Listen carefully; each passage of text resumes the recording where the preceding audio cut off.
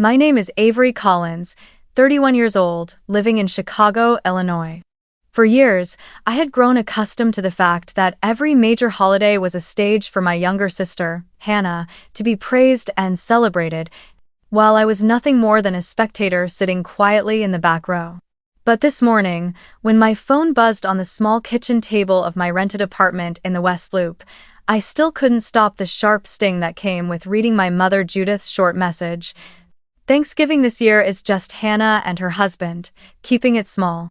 Just a few simple words, but they cut like a knife through a wound that had never healed. I stared at the screen as if the message might somehow transform into something else, some kind of mistake. But no, it was there, clear and familiar. I took a deep breath and typed a single word in response: enjoy. I didn't argue, I didn't beg, I didn't explain. Just one word, but inside me, a fire had been lit. I would not spend another holiday sitting alone in a cold apartment. This time, I would not let them control the story anymore. Because what they didn't know was that I had another place, a $6 million lake house on Lake Geneva, Wisconsin, just over an hour's drive from Chicago. I would open that lake house, not for those who had excluded me, but for everyone else who had ever felt pushed aside. I would call Aunt Linda, my cousin Noah, my grandmother Evelyn, all the ones who were always left sitting quietly at the edge of the table. I would set a long table, one without a so-called kids' table. A place where every person had a seat, a voice, and a reason to feel seen. And together, we would celebrate a true Thanksgiving, one where nobody would be forgotten. I share this story not to complain, but to ask you something. Have you ever been excluded from your family's table, treated as though you didn't deserve a seat? If your answer is yes, tell me where you're listening from, so I'll know I am not alone in this journey. And stay with me until the very end of this story, because there, you just might rediscover your own worth. I still remember the Thanksgivings from my childhood as if they happened yesterday. Each year carried a fresh cut to my heart, no matter how many times I told myself I had grown used to it. The truth is, you never really get used to being pushed aside by your own family. In our house in Columbus, Ohio, where we spent all our growing years, the living room was wide and open, and the long dining table stood in the center of the kitchen, always perfectly set by my mother for the holiday. But there was one thing that never changed. I was pushed to the so-called kids' table, a flimsy side table shoved into the corner, lower than the main one, with wobbly wooden chairs and a worn, frayed tablecloth draped across it. I can still recall the sting when I was 18 years old. While friends my age were driving out to visit family and sitting in seats of honor at their main tables, I, the adult daughter of the Collins family, was still directed by my mother to sit among the little cousins in 4th grade. She laughed and said, "You sit over there, it's easier. Hannah and Tyler need space at the big table." I didn't argue, but as I lowered myself onto the tiny chair, I caught Grandma Evelyn's eyes. They were filled with quiet sorrow, as if she understood everything yet felt powerless against Judith and Robert's arrangement. A year later, that memory deepened with another layer, this time through Thanksgiving gifts. My family had a tradition of exchanging small presents after dinner, a way to mark the beginning of the Christmas season. I never expected much, but that evening, my parents presented Hannah with a polished key box, and inside was the key to a brand new Mini Cooper. The whole family cheered, and my mother announced proudly, "My daughter deserves this reward for making us so proud." I clapped stiffly, a frozen smile on my face, even as my stomach twisted in knots. When my turn came, my mother handed me a small envelope. I opened it to find a $25 gift card to Target. I tucked it away quietly, still smiling, but deep inside I heard a whisper. "You will never be worth as much as Hannah." In those years, I slowly learned a strange kind of survival. Shrinking myself, quietly becoming a shadow in the kitchen. While everyone laughed and chatted in the living room, I rolled up my sleeves to help my mother wash dishes, chop vegetables, and set the table. I was never praised for it, but in that invisible space I discovered something about myself. I had a natural talent for organization, for making things run smoothly. I learned how to manage time, assign tasks, and adjust the smallest details so the dinner would never fall apart. Ironically, being excluded from the main table, being pushed into the kitchen, taught me the very skills that later helped me build my own career. But, looking back, I see it clearly now. My parents' love always came with conditions. You had to be like Hannah, had to stay close, had to fit their picture of the right kind of daughter, in order to earn a seat at the main table. As for me, the moment I chose a different path, I was labeled as troublesome, shoved to the margins. Those Thanksgivings were no longer about family gatherings. They became proof of the division, a reminder of my place in the Collins household on the outside, silent and unnecessary. I knew I had to find a way out of this cycle. And college was the path I chose. When I left Columbus for Urbana-Champaign to attend UIUC, I knew I would be on my own. No one in the family would reach out to catch me if I fell. My parents didn't send a single cent of support. They told me flatly, "You chose to leave home, so you're on your own." I swallowed the hurt and realized I had no choice but to stand on my own 2 feet. I got a part-time job in the kitchen of a small restaurant near campus housing. At first, it was just washing dishes, scrubbing floors, and taking out trash. But over time, I was trusted with prep work, then cooking side dishes, and eventually even covering kitchen shifts when the head chef was away. Those late nights that stretched until 2 in the morning, with the smell of grease clinging to my hair and hands, taught me how to run a commercial kitchen, from managing inventory to scheduling staff, from controlling quality to handling crises when ingredients ran out. And I began to notice something that always unsettled me. After every dinner shift, the restaurant threw away bins of untouched food, while just a few blocks away, long lines of homeless people waited outside food banks for a meal. That thought clung to me and wouldn't let go. I started reading about food logistics, studying models in Europe, and attending small workshops on campus. I saw a glaring gap. Restaurants had endless surplus, food banks were always short, yet the two sides could barely connect in real time. When I returned to Chicago for a summer internship, the picture became even clearer. Restaurants in River North shut down after dinner service, tossing out enough food to feed dozens of families, while just a few miles away the Greater Chicago Food Depository struggled to scrape together scattered donations. I began sketching ideas on scraps of paper, a technology platform that could match supply with demand, optimizing routes so surplus food could move directly into warehouses or distribution points. After graduation, I decided to turn that idea into reality. With no capital and no connections, I named the project Meal Bridge, the Bridge of Meals. At first, it was just me and a fellow computer science student. We coded through the night in a cramped apartment, using free servers and Google Maps data to design a prototype. I went door to door at restaurants, pitching the idea of zero waste, zero hunger. Most of them laughed or waved me away. Nice idea, but we don't want the hassle of legal liability or transportation. Some were blunt. Leftovers? Just toss them, it's faster.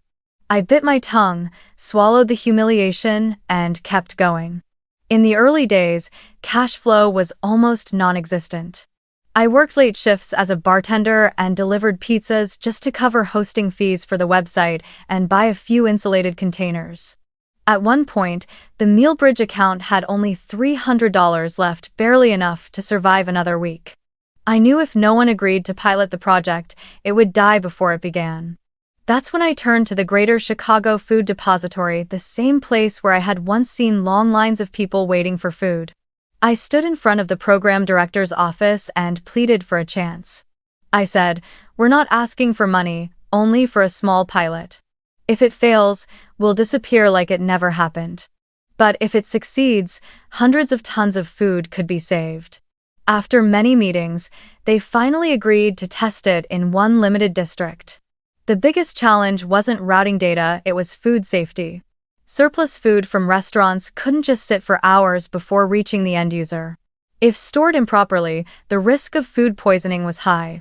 Together with my partner, we designed a cold window module, a system that tracked the time and temperature of food from the moment it left the restaurant until it reached the food bank. If it exceeded the safe window, the food was automatically flagged red and barred from distribution. This gave restaurants peace of mind. knowing liability was managed transparently. In the very first month, Mealbridge moved about 7 tons of food, mostly bread, soup, and leftover cooked meats. I still remember the first time I rode in the small delivery truck from an Italian restaurant downtown to a food distribution point on the south side. Boxes of warm pasta were stacked neatly, and when we arrived, hundreds of people were already waiting in line.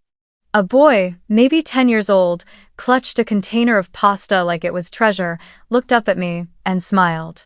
That image told me I could never walk away. But the road ahead was far from easy. Every week I faced dozens of setbacks, restaurants canceling at the last minute, drivers abandoning shifts, food banks overwhelmed with supply. Some nights I drove the truck myself through freezing wind, my hands stiff on the wheel. There were days I had to borrow thousands of dollars just to make payroll, then hustle to sign contracts with smaller restaurants to bring in more revenue. I thought of quitting more than once, but the memories of those Thanksgivings when I was left out, of sitting alone in the kitchen washing dishes, kept me going. I told myself, if I survived years of being treated as invisible in my own family, then I could survive this storm too. Then the opportunity came when no one expected it. The entire national food supply chain began to falter. Restaurants shut down en masse, food banks faced severe shortages, and even hospitals and schools struggled to keep up. In that moment, Mealbridge's real-time routing module became a lifeline. We built a feature that displayed live inventory. For example, if a large restaurant in Lincoln Park reported 500 surplus roast chicken meals, the system would instantly locate the nearest distribution site that needed that exact type of food, then dispatch a truck on the most efficient route. If one truck got stuck on the Eisenhower Expressway, the system would immediately send another to replace it, ensuring the food would not spoil. Within 6 months, Mealbridge had grown tenfold. We were handling hundreds of tons of food each month, connecting more than 200 restaurants with dozens of food banks across Chicago and the surrounding area. Local media began paying attention, calling us the lightning bridge between surplus and need. I appeared in a short piece in the Chicago Tribune, still holding a container of soup, my face exhausted after a long shift, but with a genuine smile. I wondered to myself, if my parents read this article, would they finally feel proud? But deep down, I already knew the answer. Still, their pride no longer mattered as much as the truth. Mealbridge was making a real difference. We weren't just saving food, we were saving dignity for the people who lined up for meals, people society often forgot. And somewhere deep inside, I knew I was also saving the child who had once been pushed to the kids' table by proving that I could build a table of my own, one where everyone had a seat. After 3 years of struggle, Mealbridge finally turned a page. A corporate fund specializing in ESG initiatives approached us, expressing interest in acquiring the entire platform to integrate into their distribution network. I still remember sitting in a conference room on the 37th floor of a glass tower overlooking the Chicago River, facing their lawyers and representatives across the table. The number they offered nearly took my breath away. $82 million, with an earn-out clause over the next 3 years. I knew this was the chance for Mealbridge not only to survive, but to expand nationwide. But more importantly, they agreed to one condition I insisted on. I would retain a share reserved for employees, and there would be a dedicated fund to support small food banks, the ones usually forgotten in large-scale projects. When I signed the contract, my hands trembled, not because of the enormous sum, but because I realized that from this moment forward, I could finally step out of those years of instant noodles and late-night delivery shifts in the rain. I had achieved something that, in my parents' eyes, might never truly be valued. Right after the deal, friends in the industry asked if I was going to buy a luxury car or take a long vacation in Europe. But the truth was, I never craved any of that. What I wanted was a place that truly belonged to me, a table no one could ever pull my chair away from. So I began searching for a special property, not downtown, but somewhere I could breathe, somewhere far from the cycle of comparison and disdain. After many trips, I found it. A lake house in Lake Geneva, Wisconsin, just an hour and a half's drive from Chicago. The house sat on more than 12 acres of land, stretching all the way to the water's edge. The asking price was $6 million, a figure that might make some people dizzy, but for me, it was an investment in peace. I first stepped inside on a crisp autumn morning when mist still drifted across the lake. The entire rear facade was built of floor-to-ceiling glass, opening onto a view of water shimmering silver. On the wide deck, you could set a long banquet table and still have space for children to run and play. Inside, the open kitchen featured a black walnut island with gleaming granite counters. The living room held a tall gray stone fireplace that nearly touched the ceiling, the kind that made me want to light a fire and sit beside its warmth the moment I saw it. Upstairs were 5 bedrooms, each with its own balcony facing the lake. There was even a small dock where I could slip into the water on sweltering summer days, or cast a line when winter froze half the lake solid. I kept the purchase private. No photos posted, no stories shared with colleagues, and certainly not a word to my parents or Hannah. I had grown too used to seeing my efforts twisted or reduced to a backdrop for my sister's spotlight. If they found out, I could already hear the comments. Avery just got lucky, or worse, I'm sure Hannah helped somehow. I refused to let that happen. This lake house was more than property, it was the result of years of being shoved to the kids' table, forgotten at airports, treated as a shadow. It was my silent answer to all those holidays I had spent quietly in the kitchen. During my first weekends at Lake Geneva, I often came alone. I brought my laptop, a few books, and packets of herbal tea. By day, I sat by the glass windows watching the lake shift colors with the sun, remembering every step of the road I had taken. By night, I lit the fireplace, letting the crackle of burning wood break the stillness. For the first time, I felt I had a home no one could take away, a place where I could invite those who truly valued me and say, "Here, everyone has a seat." I guarded that secret so carefully that even my friends would sometimes tease me. "Avery, where do you disappear to every weekend, never posting a single picture?" I would just smile and brush it off with, "Just getting away for a little quiet." Because for me, the lake house wasn't about showing off, it was about healing. Every time I stood on the deck with the wind rolling in off the water, I could almost hear the whisper of the child I used to be. At last, I have my own table, a place where no one can force me to sit with the kids while others raise their glasses at the main table. And I swore to myself that when the moment came, this place would stand as proof that I had existed, that I had built, that I had grown no matter how much. In my parents' eyes, I was still just a shadowed name behind Hannah.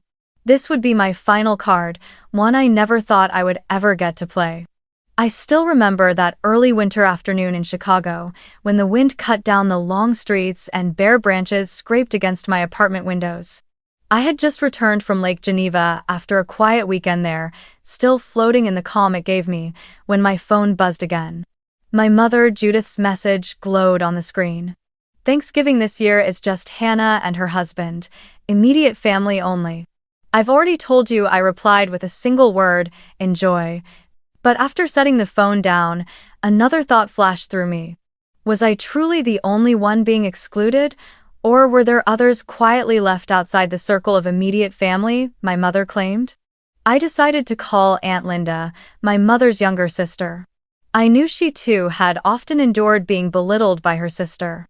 When the call connected, her voice carried a trace of surprise. "Avery, it's been so long since you called. What's going on?"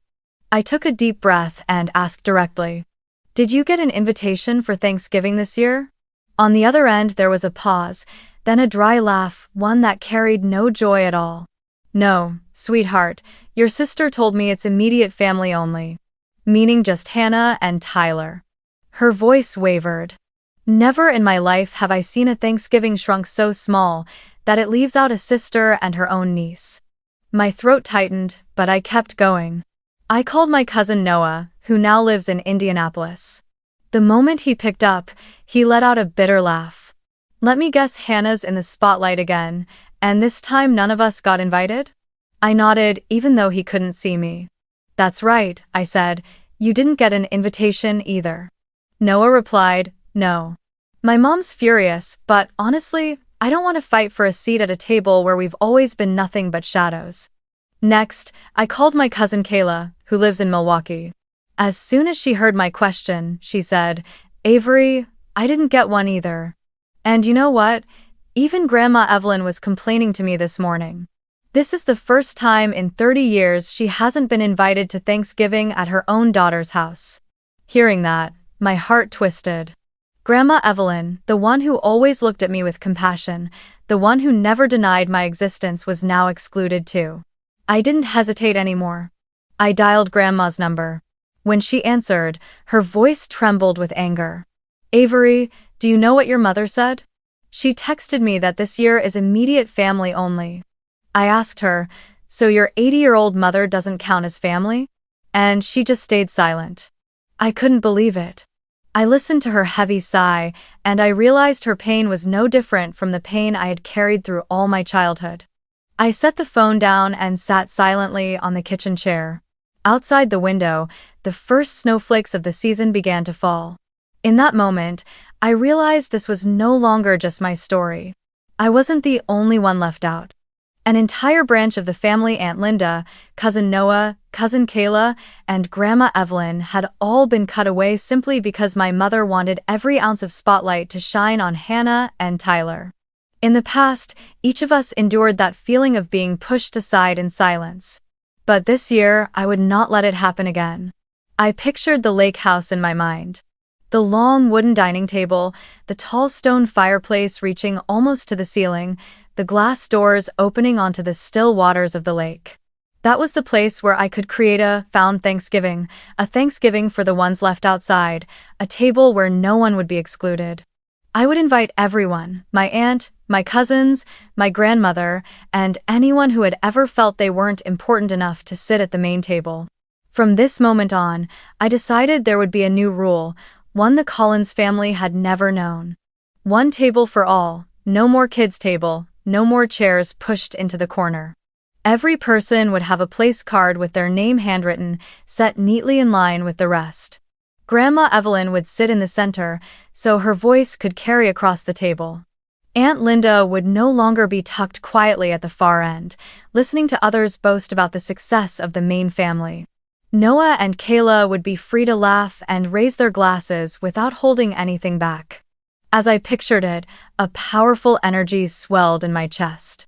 I had once been the child forced to sit at the kids' table well into 18, the one forgotten at the airport in 2018, the one given a $25 gift card while someone else drove home in a brand new car. But this year, I would be the one to set the table. I would write each name on a small card, place it on the crisp white tablecloth, line up the wine glasses, soup bowls, and polished silverware. I would light the fire in the stone hearth so that when they walked in, the warmth would erase years of being left out. I smiled to myself, feeling for the first time in years that I could take control of the story. This Thanksgiving, I wouldn't be sending a bitter one-word "enjoy." Instead, I would look into the eyes of those excluded like me and say, "Welcome, here, everyone has a place." When I decided to host a Thanksgiving at Lake Geneva, I knew one thing for certain: if this gathering was to truly be healing, it couldn't be a half-hearted dinner. It had to be a testament that every person was seen, heard, and valued. I began preparing with all the experience I had gathered from years in kitchens and managing logistics, as if I were planning a full-scale project. First came the menu. I wanted the meal to embody the spirit of a classic American Thanksgiving rooted in tradition, flavored by the Midwest where I had grown up, but with a touch of Southern comfort to make it warm and familiar. The turkey would be the centerpiece, marinated with fresh herbs like rosemary, thyme, and sage, stuffed with onions, celery, and buttery breadcrumbs. I ordered a nearly 20-pound organic turkey from a farm in Wisconsin, fresh and large enough to feed an entire long table. Alongside it, I planned golden cornbread, soft, slightly sweet, evoking autumn evenings down south. There would also be green bean casserole topped with crispy fried onions, silky mashed potatoes rich with butter and cream, and a tangy sweet cranberry relish to cut through the richness. And for dessert, the table would shine with decadent pumpkin pie and sweet pecan pie, the kind both children and grandparents could savor with equal delight. But for me, a meal has never been just about the food. It's an experience, a feeling that when you walk in, you know there is a place set aside for you. I carefully noted everyone's allergies and preferences. My cousin Kayla is allergic to tree nuts, so I made sure the chef prepared a separate pumpkin pie completely nut-free. Noah has been a partial vegetarian for years, so I planned a tray of vegetarian lasagna with portobello mushrooms and ricotta cheese. I also arranged non-alcoholic drinks, fresh apple cider, hot tea, natural sodas, and even a non-alcoholic eggnog for the kids. I didn't want anyone to feel left out, quietly pushing food aside because it wasn't right for them. Another important detail: no forced prayers under a single banner. In my family, every year my mother would ask the pastor or Hannah to stand up and lead a long-winded prayer, turning the meal into a stage for moral showmanship. This year, I chose differently. I would invite everyone simply to share a moment of gratitude. Those who wanted to could speak, those who didn't could just sit back and smile. It wasn't a performance, but a genuine pause for truth. I didn't forget the personal touch either. It was something I never had at my parents' table, a small gift chosen with each person's heart in mind. For Grandma Evelyn, I ordered a box of imported herbal tea from her favorite shop in Madison, paired with a small clay teapot. For Noah, the jazz lover, I hunted down a rare Miles Davis vinyl he had been searching for years. For the children, I wrapped shiny silver paper around Lego ship sets, so when they tore into them, their eyes would light up. I also set up a corner with a brand new Instax camera and fresh film, so everyone could snap photos and pin them on a string of wooden clips in the living room. Beside it, I laid out a giant jigsaw puzzle of the United States, so anyone could sit down, pick up a piece, and add it like a symbol that each of us was an important part of the whole. I prepared the operations as if it were a full-scale logistics campaign. The lake house had a narrow driveway, so I hired a valet team to handle parking neatly, ensuring no one would struggle in the cold snow. I had a gentle ramp built leading straight into the main hall so Grandma could move easily in her wheelchair. On the deck outside, I set up a small play area with mini basketball and ring toss games for the kids, giving them space to run around before dinner. Inside the living room, I curated a playlist called Americana Thanksgiving, blending warm country tunes, folk ballads, and soft classical pieces. The music wouldn't overpower conversations, it would be a backdrop, adding warmth to the atmosphere. I envisioned the entire process like an assembly line of care. From the moment guests stepped onto the deck, greeted by the valet, their coats hung neatly in a pinewood closet, their names placed on handwritten place cards, a warm cup of cider passed into their hands by me, and then walking into a hall filled with light and the aroma of roasting turkey. Every step was designed so they would feel, yes, I belong here. No one left in the hallway waiting for a seat, no one pushed to a corner kids' table. No one made to eat in silence on the margins. In the nights before the holiday, I sat alone in the wide living room, writing each name in gold ink on place cards, placing them beside gleaming white porcelain plates. I labeled every food tray, checked the allergy list twice. I tested the playlist to make sure the speakers worked smoothly. I even wheeled myself down the new ramp in a borrowed chair, ensuring it wouldn't be slippery if snow fell. Some might say I was overdoing it, but I knew the smallest details are what make the difference. I had once been the one pushed aside, the one eating cold leftovers in the kitchen while laughter rang from the main table. This time, I would be the one tending the fire, the one opening the door and saying, "Welcome, here, no one is a stranger." And when I imagined Grandma Evelyn sipping her herbal tea, Noah spinning a jazz record on the turntable, and the children cheering over their Lego sets, I felt a strange mix rising inside me. Nervous anticipation, yet deep peace. Maybe, at last, I was about to have a real Thanksgiving. That morning, I woke early to find a thin layer of snow spread across the wooden steps leading up to the lake house. The air carried that crisp Wisconsin sharpness, biting cold, yet it made me feel vividly awake. In the kitchen, Margaret and the small cooking team had already begun. The clatter of knives, the scent of butter melting in cast-iron pans, the aroma of roasting turkey drifting down the hallways.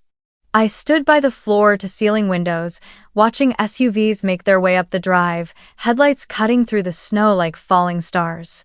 The first car pulled up, and out stepped Aunt Linda with my cousins Noah and Kayla. I walked out onto the porch to greet them, wrapping each one in a long, warm embrace.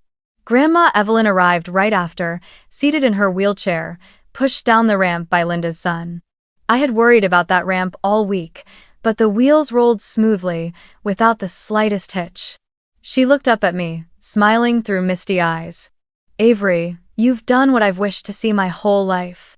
In that instant, I knew every hour of preparation had been worth it. Guests kept arriving. Kayla's 2 children rushed inside, squealing when they saw the 12-foot Christmas tree glowing with golden lights and neatly stacked presents underneath. Noah set his guitar in the corner of the living room, promising to play a few soft jazz pieces later. Heavy coats were tucked neatly into the pinewood closet, snow boots lined up along the rug, and each person received a warm cup of cider as they stepped in. I watched their faces closely and saw it. Surprise mingled with relief, as if they hadn't just entered a house, but finally a place where they truly belonged. When everyone had gathered in the great hall, I led them into the dining room. The long walnut table was draped with a white cloth, each place set with a handwritten card. There was no kids' table, no one pushed into a corner. Just one long row of chairs, all equal, with Grandma seated at the center, her children and grandchildren around her, voices and laughter echoing as if breaking a curse that had lingered for years. I invited everyone to share a moment of gratitude instead of a rehearsed prayer. Noah lifted his glass of water and said he was thankful that the family could finally come together without living under the shadow of comparison. Kayla whispered thanks that her children could see a Thanksgiving where they truly had a seat. When it was Grandma Evelyn's turn, she placed her trembling hand on the table, her voice raspy but firm. "It's been so long since I felt like I was sitting in a real family." I bit my lip to keep the tears back, because those words were the greatest reward of all. Dinner began. Margaret brought out the golden roast turkey and set it in the center of the table, the skin crisp, the aroma of herbs filling the air. We passed bowls of creamy mashed potatoes, warm cornbread, and ruby-red cranberry relish that gleamed like jewels.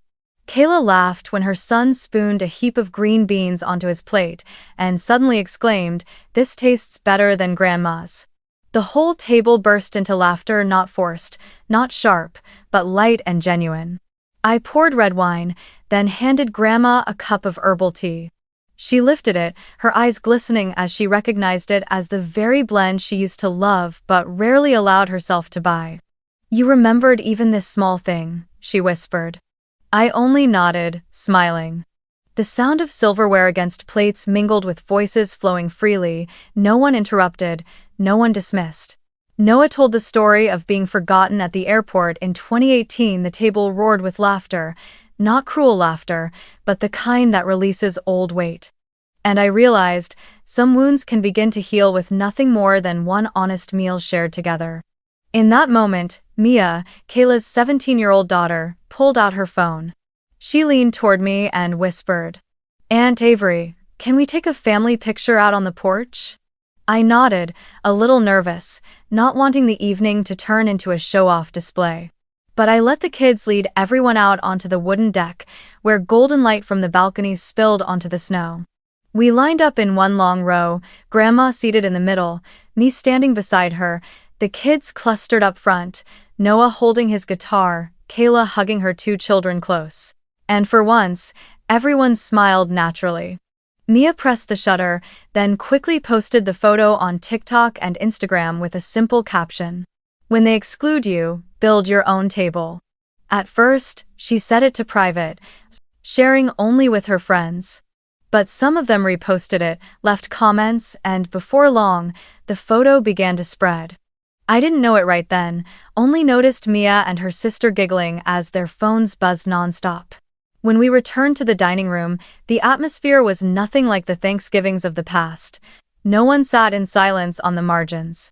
Everyone had a story, a glass of wine or cider in hand, an unguarded look in their eyes. The stone fireplace in the living room burned brightly, logs crackling like a drumbeat underlining our conversations. I sat back, drew a deep breath, and felt for the first time in my life that I was no longer just a quiet shadow. That night, when dessert was served, slices of golden pumpkin pie, glossy pecan pie dripping with brown syrup, Grandma Evelyn laid her hand gently over mine, gave it a soft squeeze, and whispered, "Avery, you've done what I thought no one in this family would ever dare. You built a table where no one is left behind."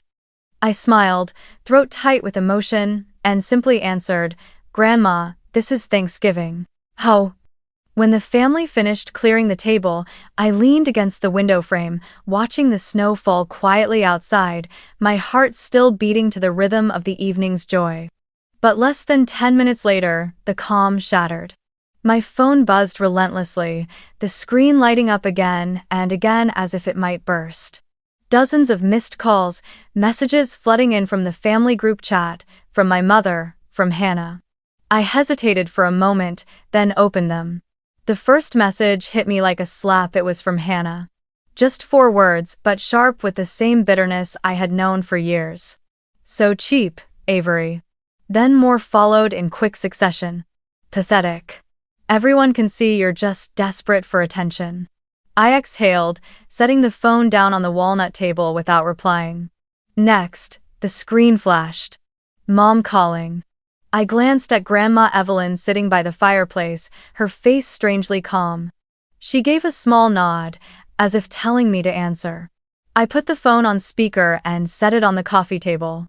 At once, my mother's voice filled the room, shrill, tense. "Avery, do you have any idea what's happening? The whole town of Columbus is talking.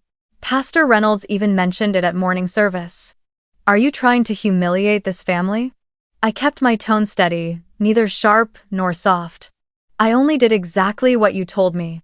You said Thanksgiving this year was immediate family, meaning Hannah and her husband. So I hosted another table, for those who were also excluded. I didn't invite the press. I didn't call any pastor. If people found out, it's because others chose to share." Then my father's voice broke in raspy, strained. "Avery, you don't understand. You've made us a laughingstock. What do people think when they see the whole family gathered in Wisconsin while your own parents aren't even there?" I bit my lip, ready to respond, but Grandma Evelyn leaned back in her chair, her voice slow but firm. "Robert, Judy, enough. All your lives you've abandoned Avery. From the time she was a child, sitting at the kids' table until she was 18, while Hannah was handed car keys right in front of her. Today, for the first time in years, she did what this family should have done long ago, opened the door and gave everyone a seat they deserved. Don't lecture me about being a laughingstock. The real disgrace is how you turned family gatherings into a stage for Hannah, while everyone else stood outside." The line went silent for a few seconds, then my mother broke down, her sobs catching in her throat. I never meant to hurt her. It's just... Hannah was always sweeter, everyone praised her, and Avery just... Grandma cut her off sharply. "There is no such thing as sweeter. There is such a thing as conditional love. And you let it dictate how you raised your children. The result was a child who had to carry the weight alone, building an entire life just to prove she was worthy. Thankfully, she was strong enough to do it. But the price you pay is this distance. And now, you have to face that truth. And. I drew in a deep breath, then spoke clearly, my voice steady in a way it had never been before. "I'm not here to argue. I just want to say this once, from now on, everything will no longer revolve around Hannah. In this lake house, anyone who walks through the door has a place, without exception. No more kids' table, no more looks of comparison. This is my table and my rule is simple, whoever comes will be seen, heard, and valued." My father sighed, the sound like wind rushing through the phone line. "Daughter, you're being extreme. We can talk about this later, but Hannah, she feels betrayed." I let out a quiet laugh, the first time I hadn't felt small under his voice. If Hannah feels betrayed just because I chose to live honestly, maybe she should ask herself who betrayed first. I don't have time for that game anymore. I win all. On the other end, my mother's voice came soft, pleading, "Avery, please, at least think of the family's reputation." But I pressed the button and ended the call. No shouting, no long explanations. Just a clean break, like shutting a door that had creaked for years. The room fell silent. I looked up and saw Noah nodding, Kayla squeezing her husband's hand tightly, and Grandma smiling tired but proud. I sat back down by the fireplace, drawing in a long breath, letting the crackle of burning wood soothe my ears. Grandma laid her frail hand over mine and said gently, "You've just set a boundary. That's not rebellion, it's how you protect yourself. And all of us." I nodded, my eyes stinging. In that moment, it felt as if I had stepped through an invisible doorway.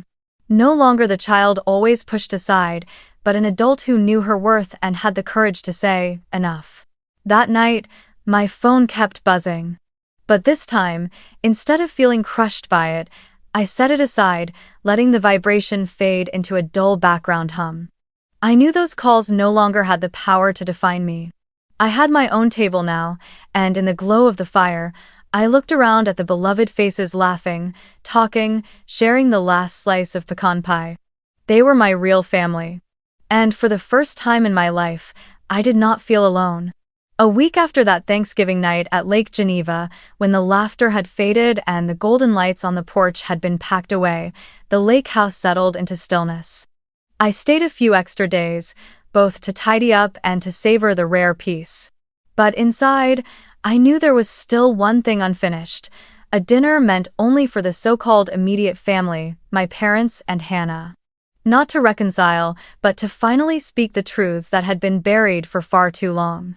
That evening, wind swept in from the lake, sharp as knives against the porch. I prepared a simple meal, roast beef cooked just right, creamy buttered mashed potatoes, warm bread fresh from the oven, and a single bottle of red wine. No background music, no twinkling lights, only a few candles set on the walnut table and the steady flames in the stone fireplace. This was not a performance. This was a night where truth would have a seat at the table with us. When the familiar SUV pulled up to the porch, I opened the door to greet them. My father entered first, his heavy coat dusted with snow, his face stern but his eyes flickering with unease. My mother followed, clutching her scarf tightly, avoiding direct eye contact. Hannah was the last to step inside, her leather boots marking the snow-damp rug, her lips pressed thin, her eyes darting quickly around the wide room before dropping down, silent. I hung up their coats and invited them to sit at the table. No one rushed to speak, the air was thick, as if each of them was waiting for someone else to break the silence. I poured wine, slid a glass toward each of them, then set my hand on the table. "I invited you here not to show off this house, and not to hurl blame. I only want to say what I've never had the chance to in the past 30 years. No one interrupted. Only the crackling of the fire filled the space behind my words. I began with the smallest but sharpest memories, sitting at the kids' table until I was 18, while Hannah sat in the place of honor at the main one. I recalled the Thanksgiving when Hannah was handed the keys to a brand new Mini Cooper to cheers and applause, while I received only a white envelope with a $25 gift card inside. I told them about the year I got into UIUC, and the whole family dismissed it as too far, too inconvenient, while Hannah chose Ohio State and was celebrated as keeping close to family. I reminded them of Thanksgiving 2018. When I was forgotten at the airport because my mother was too busy baking pumpkin pie for Hannah. Each memory cut like a blade, but I spoke them calmly, without shaking, without anger, like reading out a factual report. Then I told them about my college years, scraping by on tuition, working kitchen shifts until exhaustion, sleeping on worn sofas. I explained how those very years taught me to run operations, which led me to founding Mealbridge. I described how we gathered surplus food, connected restaurants with food banks, and how during the pandemic, that system saved hundreds of tons of meals from being wasted. I spoke of nights when cash flow dried up, when I thought everything would collapse, yet I endured until I sold the company for $82 million. At that moment, I looked straight into my parents' eyes. I did all of that. And yet, in your eyes, I was still nothing more than Hannah's shadow. The room sank into a long silence. My father leaned back, his hand tapping lightly against his wine glass, then drew in a deep breath. Avery, maybe. I never really saw you. I was too busy noticing the things that were easy to brag about, like Hannah's achievements. And you? I thought you could handle yourself, so I didn't look. His voice trembled, as though he was touching a raw truth for the very first time.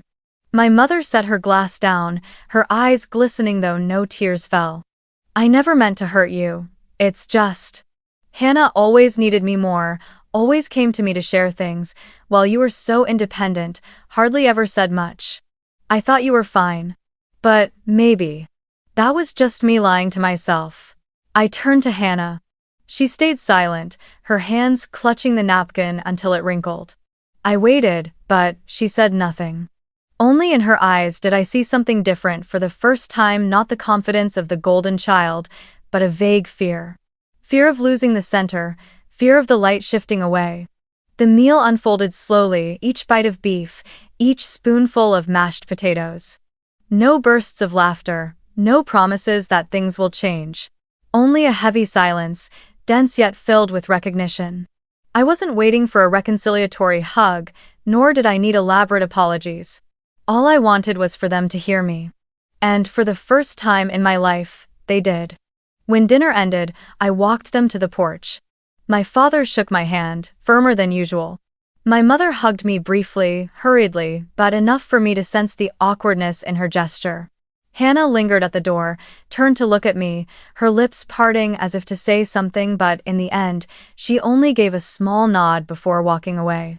I didn't stop her. I knew the boundary had been set. When the heavy wooden door closed behind them, I stood still for a moment, listening to the wind rushing over the lake.